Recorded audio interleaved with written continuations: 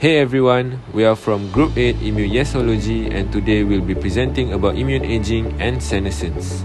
Have you ever heard of immunosenescence? Immunosenescence is a process of immune dysfunction that occurs with age. It includes remodeling of lymphoid organs, leading to changes in the immune function of the elderly. Understanding the mechanism behind immunological aging may provide insights on developing strategies to improve immunity of the elderly. First of all, let's discover the effects of age-related changes in innate and adaptive immune cells.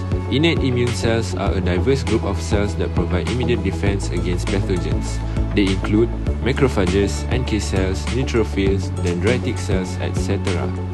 These cells play crucial roles such as engulfing and destroying pathogens, presenting antigens, killing infected or abnormal cells, and releasing chemical mediators. Age-related immune dysfunction can affect these innate immune cells, leading to reduced antigen presentation, impaired phagocytic function, compromised chemotaxis, diminished cytokines production, and decreased killer activity. These changes contribute to weakened immune response in the elderly, making them more susceptible to infections caused by various pathogens. Now, we move on to adaptive immunity cells. According to National Cancer Institute, adaptive immunity involves specialized immune cells and antibodies that attack and destroy foreign invaders and are able to prevent disease in the future by remembering what those substances look like and mounting a new immune response. There are many differences in adaptive immunity between young and older hosts as the overall effectiveness of immunity starts to decrease with age. Here we can see the figure of B cell where it is produced by the bone marrow, where the production of memory B cells happens, and T cell which are also produced by the bone marrow.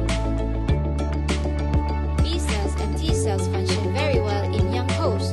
However, they started to become less effective in old hosts because the production and activation of both cells started to decrease. To summarize, we can say that as we age, our immune response will start to be impaired and we will be more susceptible to infections like fungal, viral, and bacterial pathogens. Here are the hardest part, which inflammaging part. So, what is inflammaging? Inflammaging is a chronic inflammation that related with aging that can lead to chronic illness. So, it's all started with elderly people that can contribute to cell senescence that causes inflammations, and here variety of related disease can come or even death. So, what are the impact of inflammation on age-related disease? So, inflammation is a disease can be marked by raised blood inflammatory markers levels such as interleukin-1, 6, and 8. So, inflammation also a potential contributor to diabetes, cancer, and kidney disease. So, here are the interesting part. What is the major factor that can cause inflammation?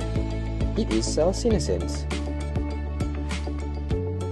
Cell senescence is a pre-encoded cancer suppression mechanism that characterized by global cell expansion and it also resistance to apoptosis.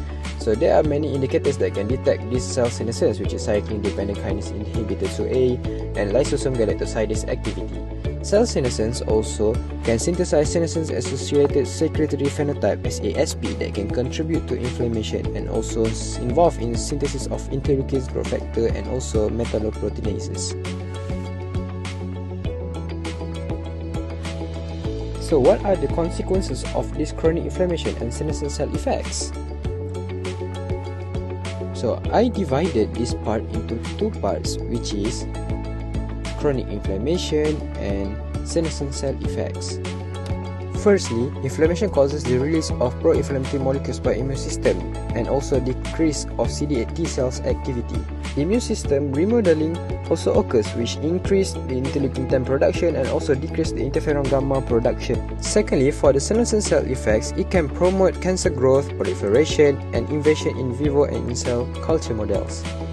Lastly, associated senescent cells, for example fibroblasts, can influence tumor-associated macrophage that can express pro-tumoral growth factors by inhibiting the anti-tumor response from attacking the tumor cells. Strategies to overcome immune aging immunotherapy. Immunology has shown that infections have a higher propensity to cause morbidity and mortality in the elderly. Vaccination is the best way to protect against most illnesses. By identifying the weaknesses that affect the aging immune response, it becomes essential for developing more effective vaccination for the elderly population.